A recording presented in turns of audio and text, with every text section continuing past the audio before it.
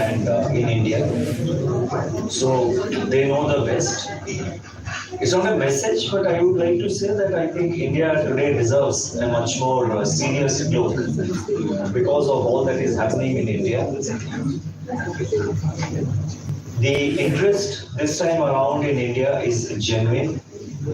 There's a lot of international confidence on India, on the Indian growth story, on the technology story built around India, and on the growth prospects of India, the stability that is the macroeconomic and financial sector stability that India offers. So my message, if you say it in that sense, is that I think we need to really sort of step back and look at the business opportunities in India, because this is the really right time to get into the Indian business ecosystem. Coming back to my point in terms of the India growth story, how do you see India's growth with global inflation also rising? How do you see that panning out in the next 5 years, 10 years? As a matter of fact, if you can be a futurist here right now. You see, the future prospects of India's growth are very robust. Just imagine last 3 years, including the current year, what was India's growth rate? After the contraction that we witnessed, about 5.8% contraction which we saw in 2021, the next 3 years growth was 9.1, 7.2, and current year the expected is 7.3. In fact, last year in October, contrary to our projection of 6.5% growth which we had given in the previous monetary policy, when in an event in Mumbai I said that I expect and I will not be surprised if the growth, current year growth is 7%. There's a lot of cynicism around that, how RBI is, perhaps RBI was being over optimistic at that time in end October and early November when I said 7%. But subsequently the National Statistical Office has come out with a figure of 7.3%. Growth prospects are very good because I think thanks to the structural reforms which have been undertaken in the recent years, structural reforms in matters of taxation, in matters of banking, in matters of, let us say, giving a new fillip to the manufacturing sector, in particularly in sort of making a vast difference in the ease of doing business in India.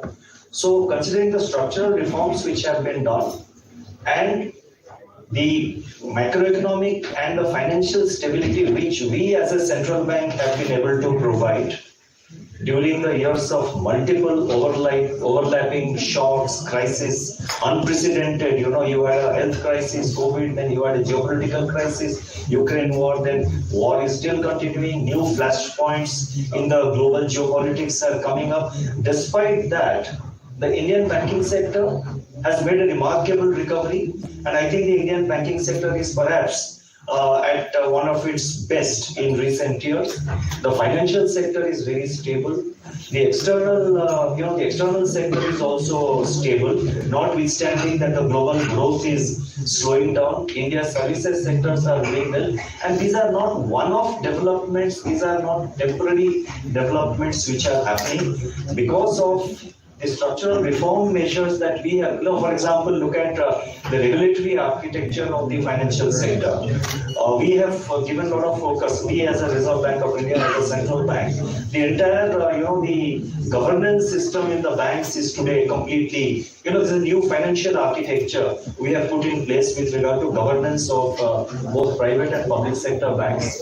The regulatory architecture around the NBFC, that is the non-bank finance companies, the regulatory architecture around the digital lending, we issued digital lending guidelines. So I think all these are the building blocks, and they're providing the required foundations for the belief in the fact that India's growth momentum will be maintained in the future years. And when I say that, I see durable signs of India's growth momentum being maintained.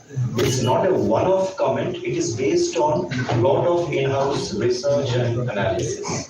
That was a comprehensive answer, sir. In fact, Sir, as you mentioned in your answer itself, I'll pick up on that. We live in a very volatile, uncertain, very complex and an ambiguous world. What are the primary risks that you, as an RBI, as an institution rather, are you overseeing on a very critical lens? From a very critical lens, what are the kind of risks that right now you are foreseeing that will play out and might impact the India growth story?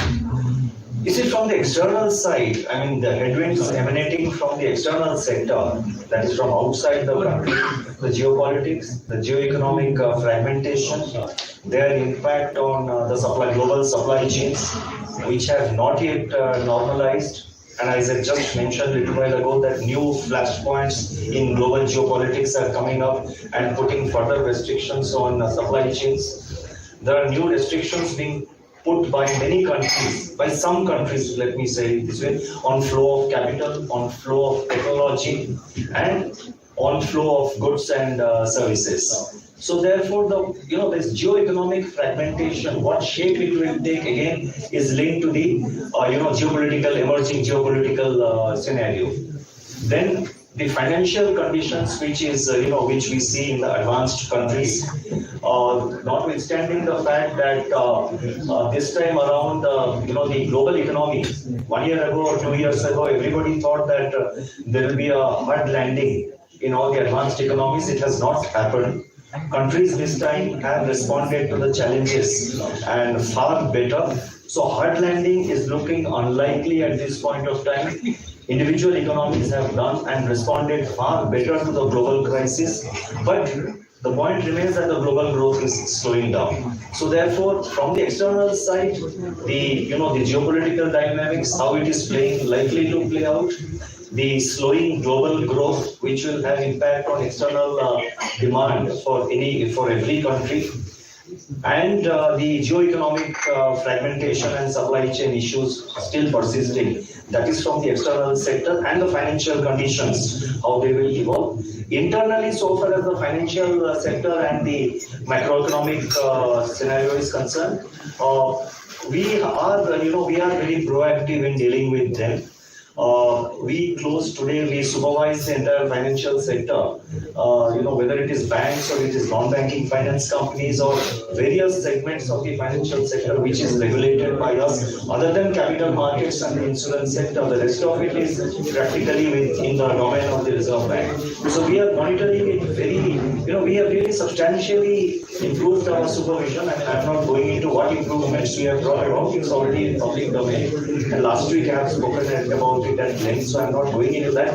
But today we are, our emphasis and our focus of our supervision and our forward-looking approach in supervision is to identify a crisis, identify a risk, identify a possible risk before it actually materializes, and then take preemptive measures to prevent any risk build-up. There are examples of it, but I mean, because of time and absolutely so. So therefore, internally there will be a problem. But internally, let me mention one area about which we are, which is always on top of our agenda at the moment, is the dynamics of the food inflation, which is subject to again global supply chain issues, and also which is linked to unexpected weather events. So food inflation can be very volatile depending on some weather events. We saw it last year.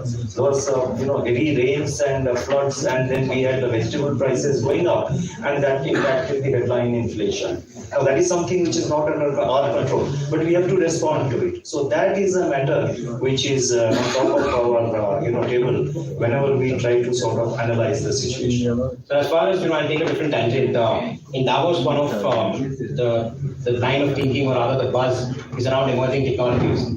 And you being from, you're heading an institution that is looking at the financial sector in India. So what's the future of cryptocurrencies in India? Very bad. Quite clear as it gets.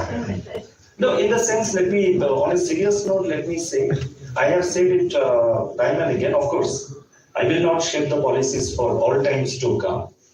But as far as I can see in the foreseeable future, the way cryptocurrency is evolving all over the world, it has huge risks. I think some people are celebrating it as the party has just begun. It began 4-5 years ago, then it collapsed. Now again the party has started, but there are huge risks, particularly for emerging market economies, for developing economies, because it can impact your financial stability, it can impact your currency stability and monetary system.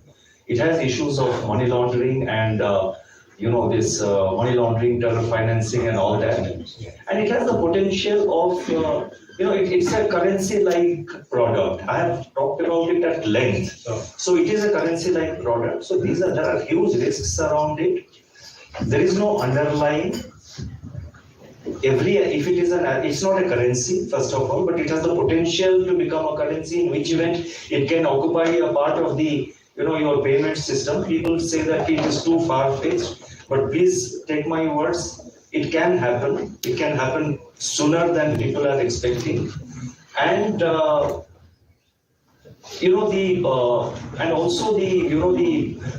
can impact your banking system. So therefore, there are various risks built around it. It has no underlying. Every asset, if you call it as an asset, every asset has a corresponding liability. Cryptocurrencies, whose liability it is, nobody knows. But having said that, let me say that the underlying technology, blockchain has many applications. They can be put to excellent use, and already it is being used. It is being used in the logistics companies, in the financial sector. Our CBDC, the central bank digital currency, the e-rupee, which we have launched. In fact, in the just two launches further down, you have the CBDC, central bank digital currency, launched by the Reserve Bank on a pilot. As a pilot at the moment, it's on display, it's under demonstration, along with the UPI. So we are using blockchain. So blockchain technology has got a lot of application.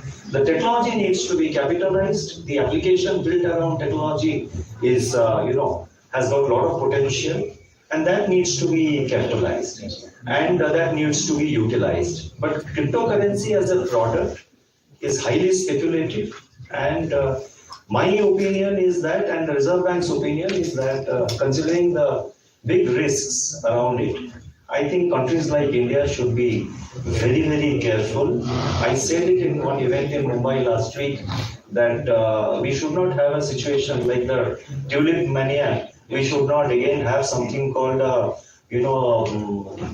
crypto mania, creating the kind of crisis that the tulip crisis created.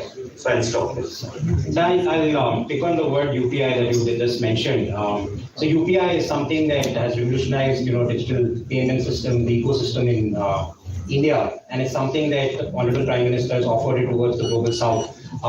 The kind of record transactions India has seen is more than US and China put together. So what is the RBI doing in terms of promoting its adoption externally?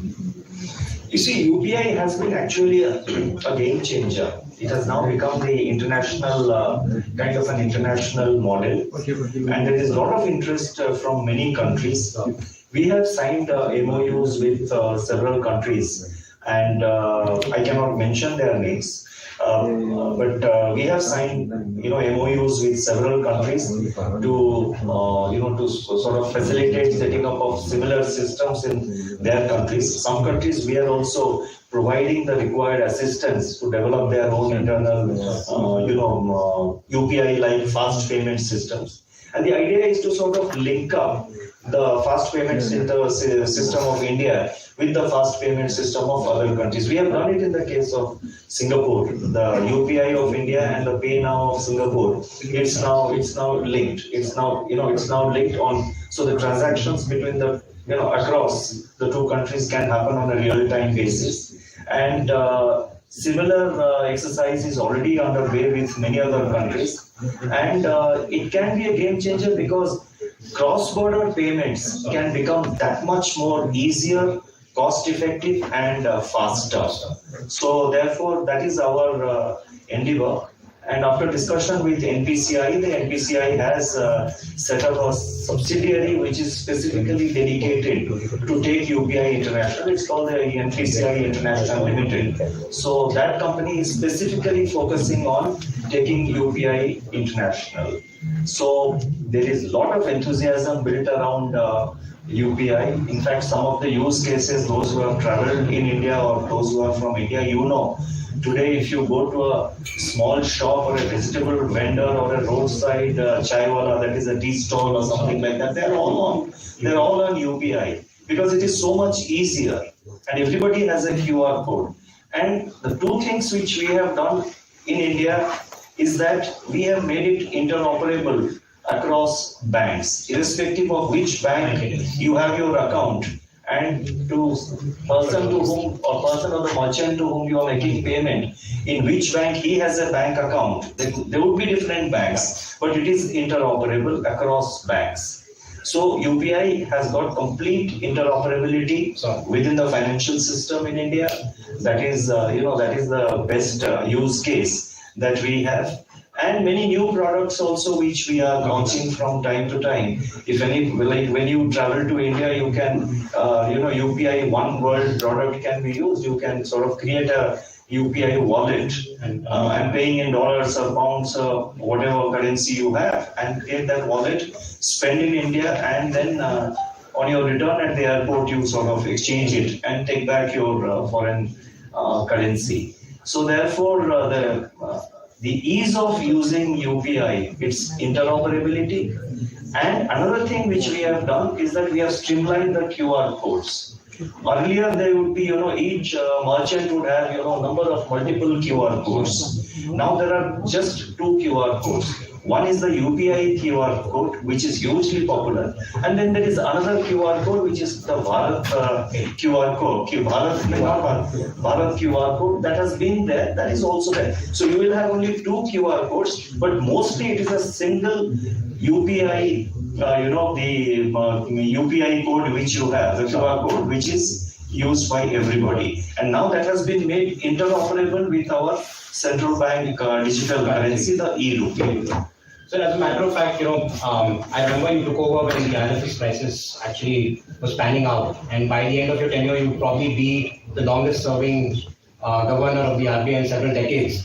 What do you see as your single biggest achievement? It's been a crisis firefighting kind of a tenure, at least initially, and especially during COVID. What do you see as your biggest achievement during the years that you've been at the helm? You see, I joined just about a couple of months, 2-3 months after the ILFS crisis had happened. That happened around August, September of 2018, and I joined in December 2018. So already the financial market were in a kind of a major turmoil, crisis of confidence, activities in the market, financial markets had frozen.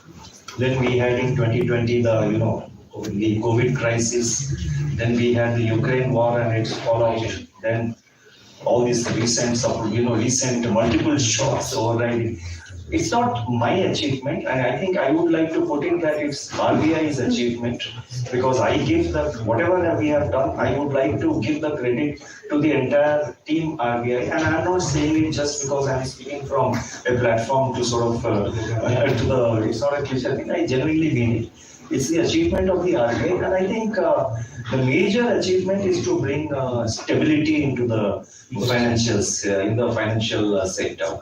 Stability in the financial sector, stability of the currency, stability in the what you call the external sector, and you are right, the confidence, the public confidence, the investor confidence. Not only investor confidence in India, but investor confidence outside. So I think bringing that stability to the financial sector has been the major achievement of the Reserve Bank of India in the last 5 years. Did you claim that the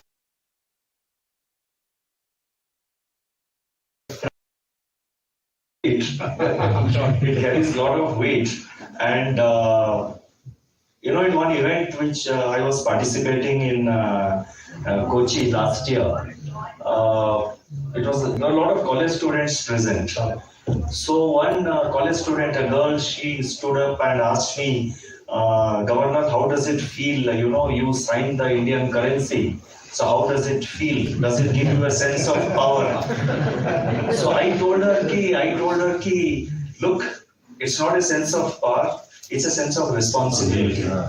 It's a sense of responsibility because what does the governor say? That I promise to pay the bearer so much.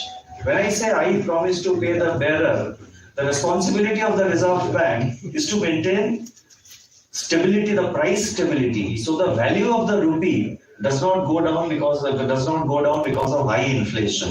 So there is a commitment behind that, signature on behalf of the sovereign that we will give stability to the, we will ensure price stability with regard to inflation. So it's a huge responsibility. It's a huge responsibility, and that's it. Right, so we'll open it for a few questions from the audience. It's been a fascinating conversation from the man himself, who's at the vanguard of the Indian economy. So a few questions, and then I think Sir has to push off for another meeting. So right there, first question. Yeah. First of all, great achievements. I mean, since you've been at the helm, all investors, I represent a company, investment company out of Dubai, and we're a foreign investor into India. And we have a very high regard for what the Central Bank of India has achieved being investing globally. I want to ask you, over the last decade, interest rates globally were very low and gave a great opportunity for a country like India, which requires long-term capital, to raise capital at very low rates. For example, take a 30-year bond or sovereign bond. What prevented India from not raising large amounts of capital? And many countries, who are continuously raising capital.